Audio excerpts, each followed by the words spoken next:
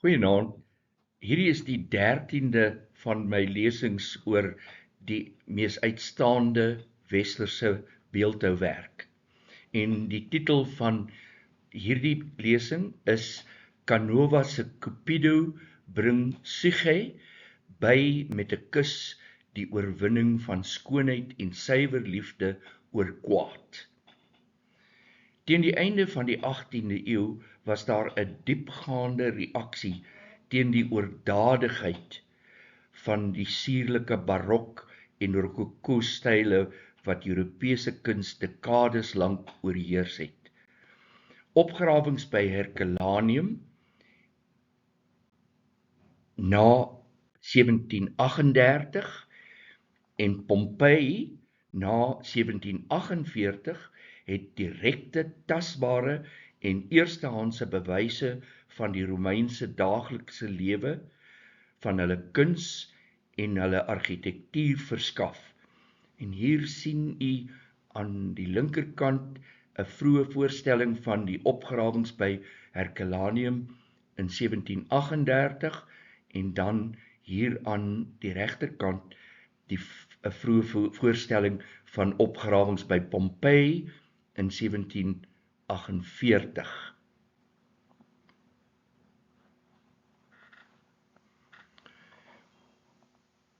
Dit het 'n wydverspreide, byna obsessiewe belangstelling in die klassieke oudheid ontketen en 'n verskywing veroorsaak weg van die dramatiese aard van die barok en rokoko na 'n voorkeur vir eenvoud, harmonie en strukturele orde.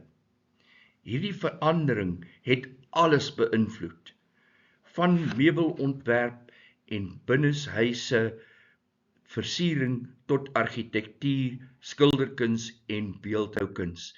En wanneer ons na 'n tipiese neoklassieke interieur kyk, dan sien ons duidelik die invloed van die nuwe neoklassieke styl. Ons sien daar die stoele, die meubels, alles wat in so 'n gebou was beïnvloed deur die antieke oudheid. Die publikasie van die Duitse kunshistorikus en argeoloog Joachim Winckelmann, en daar aan die linkerkant sien ons 'n portret van Joachim Winckelmann en die publikasie van sy Geschichte der Kunst des Altertums, die geskiedenis van die kuns van die oudheid in 1764, het 'n deurslaggewende invloed gehad op die opkoms van die neoklassieke beweging gedurende die laat 18de eeu. En daar natuurlik 'n eerste uitgawe van die voorblad van Johann Winckelmann se Geschichte der Kunst des Altertums. Winckelmann het 'n terugkeer na die edele eenvoud en stille grootsheid, ek haal hom daaraan, van klassieke Griekse en Romeinse kuns bepleit. Die fundamentele idee van sy kunsteorie was dat die doel van kuns skoonheid moet wees, en dat skoonheid slegs bereik kan word wanneer individuele en kenmerkende eienskappe streng ondergeskik gestel word aan 'n kunstenaar se algemene skema wat gemik is op tydlose volmaaktheid eerder as realisme. Gevolglik het die kern van die neoklassieke styl gelê in 'n doelbewuste terugkeer na die beginsels van die klassieke oudheid en weergawes van die interieur van geboue en huise het klem gelê op die beginsels van die klassieke kuns soos ons dit in hierdie afbeelding sien. Dit was klem op antieke Griekeland en Rome, gekenmerk deur orde, simmetrie, eenvoud, rasionele skoonheid en moralistiese temas wat fokus op deugde soos plig, eer en moed, wat die intellektuele klimaat van die verligting weerspieël het. Rome het gedurende die tweede helfte van die 18de eeu die geboorteplek en die geestelike tuiste van die neoklassisisme geword. En daar was talle ruïnes uit die oudheid nog in Rome, soos ons kan sien uit hierdie skildery van Panini van 1718, waar ons die Romeinse landskap in daardie tydperk weergegee kry. Die hoofrede hiervoor was dat Rome 'n oorvloed antieke beeldhouwerke gehad het, waarin die edele eenvoud en rustige grootsheid wat deur Winkelman voorgestaan is, die duidelikste sigbaar was. Baie van hierdie neoklassieke beeldhouers het hulself ten doel gestel om, en in hakies sê ek, moderne klassieke werke te skep. Met ander woorde, beeldhouwerke wat op gelyke voet met hul antieke voorgangers beoordeel kon word. Dit was nie bloot 'n kwessie van styl en onderwerp nie. Dit het beteken dat die beeldhouer 'n manier moes vind om monumentale beeldhouwerk te skep in 'n goedkoper medium. En natuurlik, die goedkoopste medium wat beskikbaar was op daardie stadium was gips. En daarom is daar groot hoeveelhede gipsafgietsels gemaak van beeldhouwerk uit die oudheid. En hier sien ons so 'n kamer vol beelde. Ons sien natuurlik hier aan die regterkant die Laocoon, die diskusgooier hier aan die voorkant en ander klassieke werke waarvan daar kopieë gemaak is. Die gips was goedkoper as marmer of brons, en dit was dus hulle hoop dat die lof van kritici sulke werke as moderne klassieke werke sou sien en daardeur kopers sou lok. Die oplossing vir hierdie probleem was om aanvanklik 'n goedkoper oorspronklike gipsmodel te maak. Baie van hierdie beeldhouers het hul oorspronklike gipsmodelle gekoester en dit dikwels aan die nageslag bemaak. 'n uitstekende voorbeeld hiervan is Antonio Canova se Gipsoteca in Possagno, waar hy gebore is. En hier is 'n afbeelding van die binnekant van Antonio Canova se Gipsoteca in Possagno. En dit is gevul met van sy belangrikste kunswerke. Nou, Antonio Canova, daar is hy aan die linkerkant met 'n aantal van sy beeldhouwerke, was nie net die grootste beeldhouer van die neoklassieke era nie, maar ook die beroemdste kunstenaar van die westerse wêreld vanaf die 1790s tot sy dood in 1822. Een van die grootste meesterwerke van neoklassieke beeldhoukuns is Canova se Cupido bring Suge by met 'n kus, wat ook dit staan ook bekend as Amor et Physique, wat hy tussen 1787 en 1793 geskep het.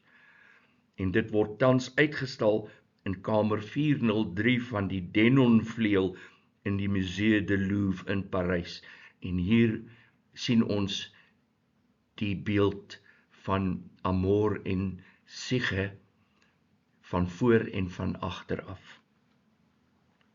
Hierdie oorspronklike wit marmerbeeld, getiteld Cupido bring Psyche by met 'n kus, is in 1787 gemaak in opdrag van 'n Skotse kolonel John Campbell. En gelukkig het Sir Joshua Reynolds 'n portret vir ons nagelaat van hierdie baron van Cawdor, John Campbell, en daar sien ons hom aan die linkerkant. Hy was 'n ywerige kunsversamelaar en hy het Canova tydens sy Grand Tour deur Italië in Napels ontmoet. Campbell se instruksies was gedetailleerd en presies. Die beeld moes Cupido en Psyche voorstel in die oomblik van hulle omhelsing, 'n toneel geïnspireer deur die slot van die storie Metamorfose, bekend as die Goue Esel, deur die klassieke skrywer Lucius Apuleius. En hier aan die regterkant is 'n 17de eeuse uitgawe van Apuleius se Metamorfose of die Goue Esel. Voordat ek Canova se oorspronklike weergawe van hierdie beeldhouwerk van nader bekyk, moet ek eers meer sê oor die verhaal van Psyche en Cupido. En dit was in die 18de eeu 'n ongelooflike populêre stuk wat mense baie gelees het. En hier aan die linkerkant is die verhaal The Tale of Cupid and Psyche. En aan die regterkant 'n tipiese 18de eeuse skildery wat wys hoe dat Cupido vir Psyche vergewe. En dit is geskilder deur Gianni. Nou hierdie verhaal kom voor in, soos ek gesê het, die Goue Esel, waarop Canova sy beeld gebaseer het. In sy beeld stel Canova die finale oomblik in die fabel voor. Hierdie verhaal verteenwoordig een van die mees romantiese mites wat ooit in die literatuur opgeteken is, omdat dit vertel van 'n suiwer liefde wat verhinder word deur die afguns en kwaadwilligheid van 'n jaloerse godin, maar dat daar uiteindelik oorwinning was. Apuleius se storie vertel die verhaal van 'n pragtige sterflike meisie genaamd Psyche, wat weens haar verhewe skoonheid die toorn en jaloesie van die godin Venus ontketen het. Die godin gee haar seun Cupido opdrag om Psyche dolverlief te laat raak op 'n afstootlike, onbeskofte ou man, wat haar liefde nie sal beantwoord nie, en haar so tot ewige ongelukkigheid sou verdoem. Wanneer Cupido egter vir Psyche sien, word hy oorweldig deur haar skoonheid. Hy mis die teiken met sy betowerende pyl en steek homself raak, waardeur hy self dol verlief raak op die meisie. Cupido stel 'n voorwaarde aan Psyche sodat hul verbintenis vir altyd kan voortduur. Psyche moet beloof om hom nooit te probeer aanskou nie. Hy besoek haar slegs in die donker van die nag, maar Psyche is ongehoorsaam en hou 'n lamp oor sy slapende liggaam. En dit veroorsaak dat 'n druppel olie uit die lamp val en hom wakker maak. En hier in die middel sien ons Domenico Corvi se skildery van Cupido en Suge, waar sy die lamp bokant die slapende Cupido hou en dat die druppel olie dan op hom drup.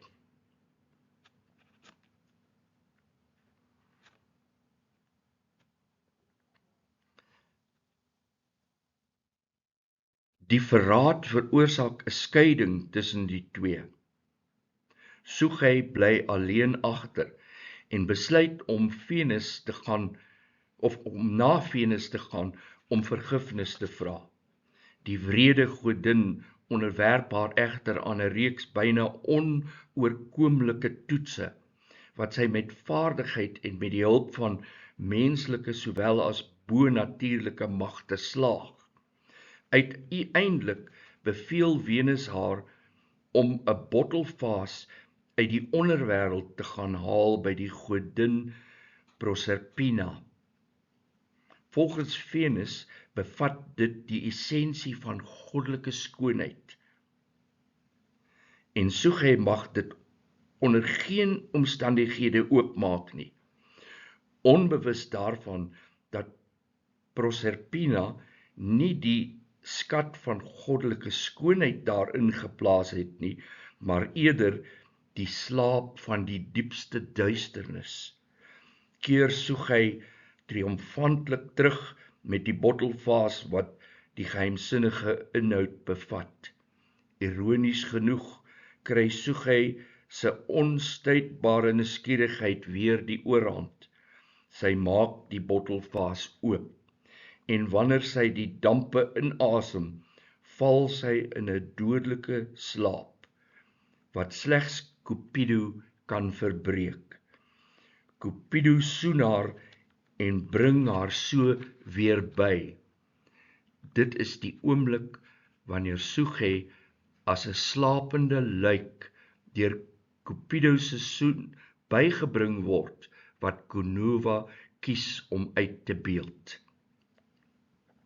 Vir die komposisie van hierdie werk is Canova geïnspireer deur 'n fresko wat hy daardie tyd in Herculaneum gesien het. En hier aan die heel linkerkant is die fresko. Dit is 'n Romeinse muurskildery van die bosgod en 'n Bugante uit Herculaneum van 1786.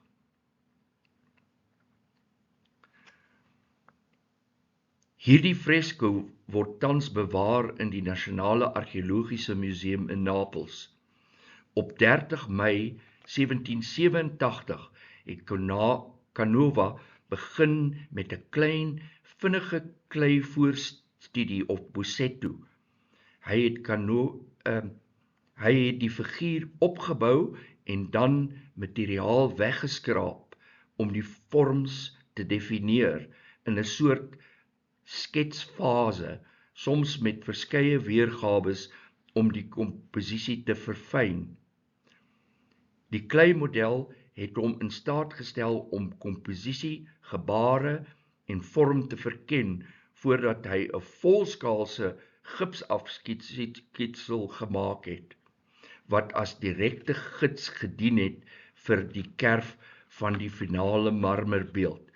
En hier in die middel het ons Canova se weergawe van die bosgod en die Bugante, wat hy van die muurskildery af gemaak het, en wat natuurlik as voorstudie gedien het vir sy beeld van Suge en Cupido. Die beeldhouwerk, soos ons dit vandag sien, is oor verskeie jare voltooi en uiteindelik in 1793 afgehandel. Dit is egter nooit aan kolonel Campbell gelewer nie, waarskynlik weens finansiële probleme, aangesien hy nie die vervoerkoste na Engeland kon dek nie. In plaas daarvan is hierdie eerste of primêre weergawe gekoop deur die Nederlandse versamelaar Enrico Hoppe en later in 1800 verkoop aan Joachim Murat, marskalk van die Franse Ryk, koning van Napels en swaar van Napoleon. Nou sien ons eers hier die volskaal marmer, wat Antonio Canova aan Henry Tresham toon, voordat hy dit aan Campbell sou aflewer, maar dit het toe nooit gebeur nie. En hierso, aan die linkerkant is Joachim Murat, wat die swaar van Napoleon was, en wat die beeld gekoop het. Die werk is in 1801 in Murat se kasteel by Villiers-le-Garenne in Neuilly-sur-Seine vertoon en is daarna in 1808 aan Napoleon oorhandig in ruil vir besit in die Koninkryk van Napels. In 1809 het Napoleon dit na die kasteel van Compiègne laat oorplaas, vanwaar dit uiteindelik na die Louvre oorgegaan het, wat toe as die Musée Napoléon bekend gestaan het. En sedert 1824 is die beeld in die Musée du Louvre in Parys.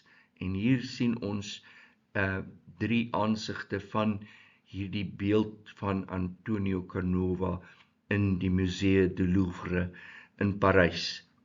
En ons sien dat dit 'n beeld is wat nie net een aansig het nie, 'n mens moet werklik rondom hom beweeg, en aan die regterkant bo, onder aan die beeld kan ons sien dat Canova 'n handvatsel aangebring het, sodat 'n mens eintlik die beeld kon draai en na hom van alle aansigte kon bekyk.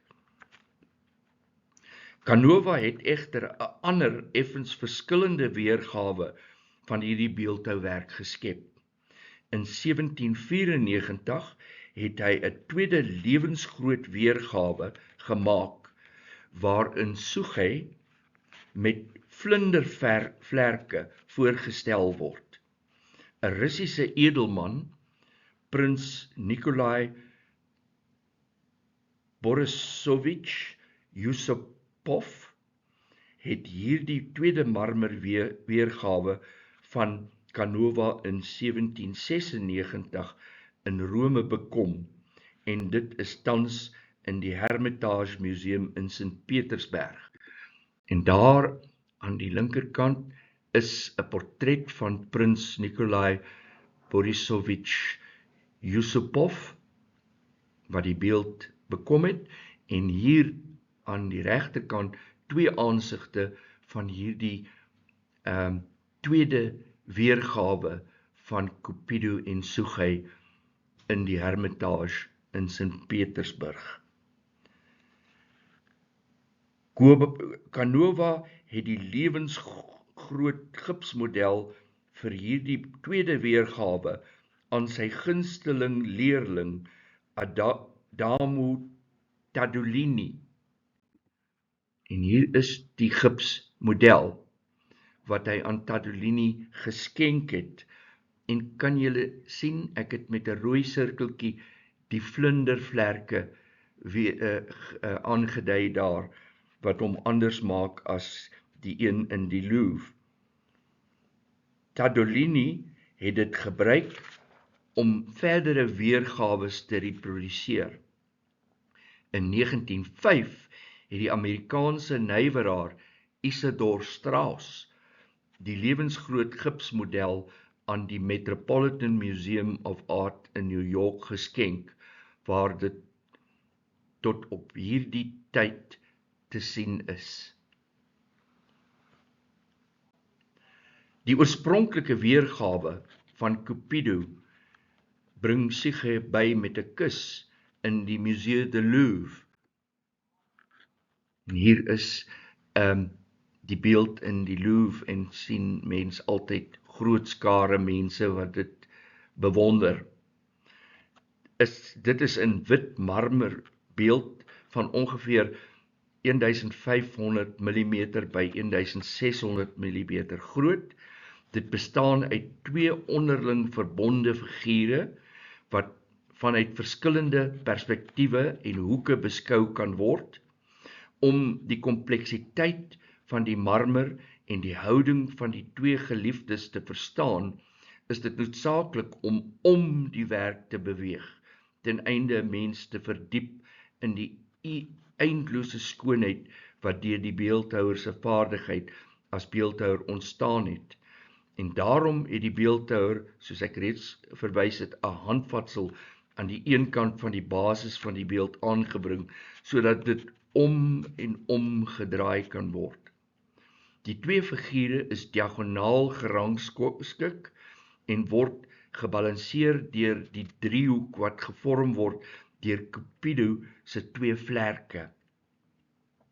Die sentrale punt waarop die kyker se aandag gefokus is die omhelsing van die 2 figure. Dit sien ons baie duidelik in hierdie 2 afbeeldings.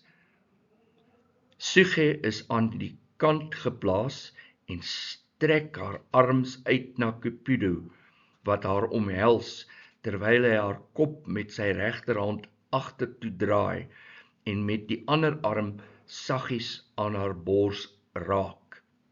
Van voor af gesien vorm die 2 liggame 'n X-vorm, waar hulle in 'n liefdevolle omhelsing kruis, net voor die soen, terwyl hul arms 2 kringe vorm wat hul gesigte omraam. En dit sien ons duidelik hier aan die regterkantste afbeelding.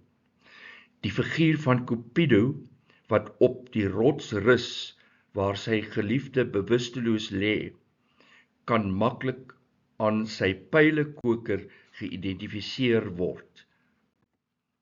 En hier kan ons aan die linkerkant duidelik die pylekoker aan sy linkersy sien. En ook in die middelste beeld, die pylekoker. Van agter sien ons die besonderhede van Psyche se hare, Cupido se pylekoker en die bottelvaas wat die toorkuns bevat het. Dit sien ons duidelik hier aan die regterkant. Cupido word voorgestel in die hoogtepunt van liefde en teerheid, onmiddellik nadat hy die lewelose Psyche met 'n soen laat herleef het. Die vloeibaarheid van lyn, dit sien ons duidelik hier in die liggaam van Psyche. En die grasie en sagtheid waarmee Canova die slanke liggaam uitgebeeld het die oordrewe gespierdheid van die antieke Grieks-Romeinse beeldhoukuns verander. En daardeur het hierdie werk 'n ware meesterstuk van die neoklassieke beweging in die kuns geword. Canova se beeldhouwerk verteenwoordig die teenstrydige en passievolle liefdesverhaal tussen die god Cupido en die pragtige maar aardse Psyche, in die ewige konflik tussen rede en gevoel.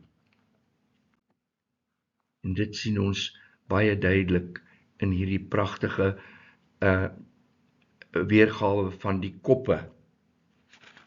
Nadat sy pas wakker gemaak is, ruik Psyche uit na haar minnaar Cupido, terwyl hy haar sag ondersteun, deur haar kop en bors vas te hou. Met sy fyn marmerkerf tegniek beklemtoon Antonio Canova die kontras tussen die gladde vel van die figure en die omliggende elemente. 'n lap wat los om Psyche se onderlyf gedrapeer is, beklemtoon verder die verskil tussen die tekstuur van die vel en die drapering. Dit sien ons duidelik hier aan die regterkant. Die grove tekstuur van die rots waarop die komposisie geplaas is, versterk die onderskeid tussen die elemente. Fyn krulle en lyne vorm die hare, terwyl Canova ligte, veeragtige besonderhede gebruik om Cupido se vlerke realisties uit te beeld. Dit sien ons in hierdie pragtige weergawes van verskillende aansigte af. Die moreel van die fabel van die goue esel, wat wys hoe liefde alles oorwin, het ingepas by die neoklassieke denkwyse. Met dit in gedagte kan 'n dubbele betekenis in Antonio Canova se beeldhouwerk gevind word.